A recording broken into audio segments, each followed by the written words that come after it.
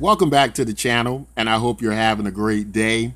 So I came across this article earlier today, and it talked about the freedom dividend, Andrew Yang's version of universal basic income, possibly being paid out in Bitcoin. So, let's look into this because I was excited to see something like this. Of course, I found it interesting because I'm involved in cryptocurrency, as many of you all know who watch the channel and have my own project going related to cryptocurrencies. But I was excited to see that, and I start to look around and I start to see these articles popping up across the internet. So let's get into it. Let's see what they're talking about here. So, Bitcoin for monthly $1,000 payouts. Andrew Yang says, yeah.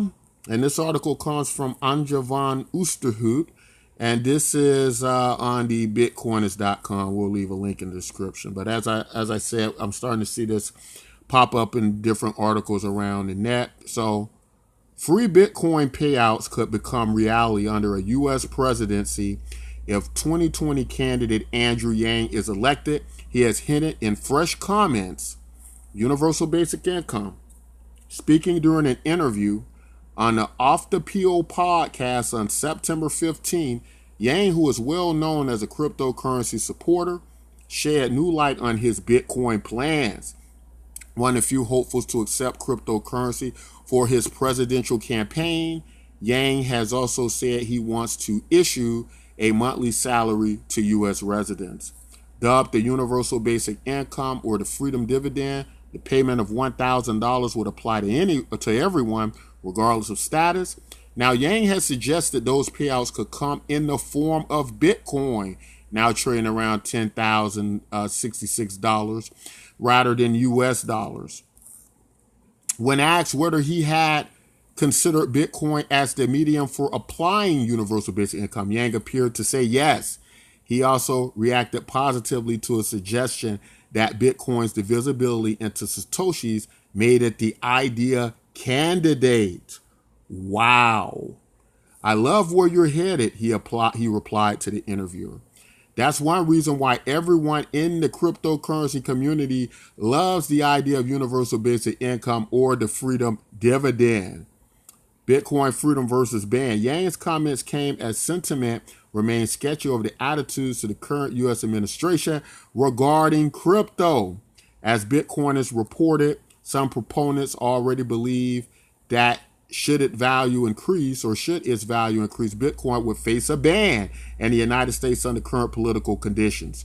While it remains unknown how much a ban would be applied, a wider global clampdown on the freedom to use crypto is already gathering pace.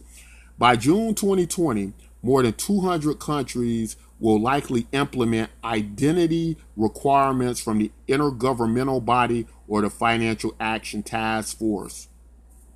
These require the sender and recipient of any transaction over $1,000 to identify themselves to an exchange or any other business facilitating it. Similar to a ban, critics have argued such a measure would in reality be impossible to administer.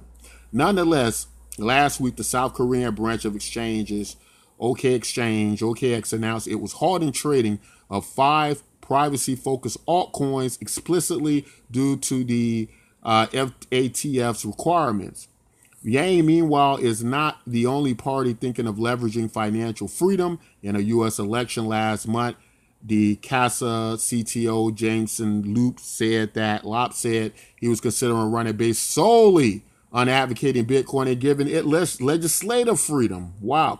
Thinking about running for the president of the United States on a single issue platform. If elected, I'll give every citizen 1,000 Bitcoin, he wrote on Twitter, echoing Yang's universal basic income. This is doable because we'll never run out of dollars and the economics will benefit America in the long run since we'll end up with the most Bitcoin. Wow, guys. Now, this is a very exciting article to me. And, is Andrew Yang really going to use Bitcoin to pay for the freedom dividend? I don't know. Probably not. I think Andrew Yang although it's possible. But I think Andrew Yang has been kind of clear as well as saying things like, the one thing that the U.S. government gets right is they're able to issue payments out, right? They could do that efficiently, and that's the one thing they can do right. Send out a check each month. Doesn't require a great deal of bureaucracy, any of that. So they got that down pat. I don't know if they necessarily need Bitcoin for that, but there are other things I think in Andrew's plans that involve cryptocurrencies, from voting to the ideas like the democracy dollars, right? He had some other things. He talked about some other cryptocurrency projects where you receive cryptocurrencies by doing good acts to your community, as such. So this is pretty darn amazing stuff, guys. Now, what I didn't know about is there's this other candidate who's trying to roll out on universal basic income that is only paid in Bitcoin, right? He wants to, so I don't know how good he'll do with that. But he wants to try something like that. Now, I can see many advantages with using a cryptocurrency over using money printed by the Federal Reserve. And a lot of cryptocurrency people will want to jump on that. But let's talk about a few things. I think we need a reality check the cryptocurrency space who have heard me talk about this a lot and have had doubts about it and have looked back at cryptocurrency. But I think this article touches on some very important things, such as we have to look at what's happening with cryptocurrency. We had Donald Trump come out here recently. He was very negative about Bitcoin and many cryptocurrencies. This is not a pro-cryptocurrency president. And when you have that kind of thing, you're never going to have a good situation in cryptocurrency. So sorry for all you anarchists, or sorry for all you deeply red conservatives who have jumped on the Trump bandwagon, but you're in cryptocurrency. They are not compatible things. I'm sorry to tell you that. And if you think they are, you're going to find more negative in this space, working for this space, than positives. And I think you have to ask yourself, are you really working in alignment with your best interests? But in addition to that, the article brings out very important details about what's happening with the FATF, which is the regulatory body that's going to issue all this new KYC stuff, know your customer rules stuff. And people in cryptocurrency know once you start knocking at that door and chipping away, you're basically weakening cryptocurrency. And I believe that's the government's way of controlling cryptocurrency. They know they can control the value of it and the number of people coming in. Also, notice they haven't really came at Bitcoin yet because it hasn't been a threat yet. The market cap is only around not even quite $200 billion right now, and that's not even the size of a half-decent business. It is not a threat. But you see how quickly they reacted to Libra coin. They stopped them in their tracks. They're on them like white on rice. And because they know that that's going to be a real clear and present danger, a real threat, right? That's the threat. Bitcoin and cryptocurrencies that we're thinking of should be the threat aren't there yet, and they're going to try to stop it from getting there. So what I kind of do see is for cryptocurrency to really work like we think it could work, it will have to be joined at the hip with the government to a great degree.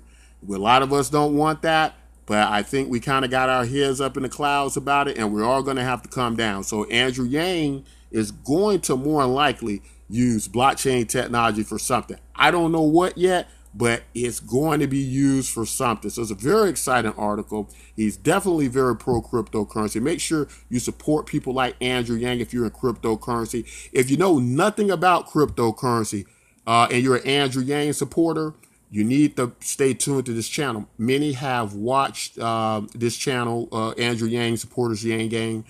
And, and some of them don't quite understand cryptocurrency. But if this goes through, or if Andrew plans to do something with cryptocurrency, you really need to pick up as much knowledge as possible about cryptocurrency, because according to this article, or the possibility of this article, it could be possible that you receive those payments in Bitcoin. Maybe.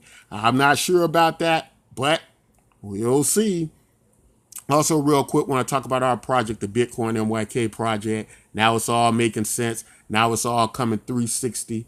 Now it's all coming back home. You're understanding. Now, this is a similar project to what you get with Bitcoin-like products giving universal basic income out to citizens. But of course, our system is not government related, which gives it many disadvantages, right? It means that we don't have the government money. That's one thing. But it's also international, which means people outside the United States are also eligible as well. And it has some other things different from Bitcoin, many other things. But it's free to participate, free to join. It's absolutely free, created for you all to use and benefit from. And what we're pushing for and what we love to see is many projects across the globe like this. Because think about it. If everybody's doing UBI, we won't have to worry about stuff like who's going to pay for it, where's the money coming from. You can collect UBI from a variety of different sources, and that's going to be better for everybody, right? If that happens, that's going to help move our system, change and transform our economic system into a model that works more in line with how Andrew Yang's talking about it, right? Getting that $1,000 per month.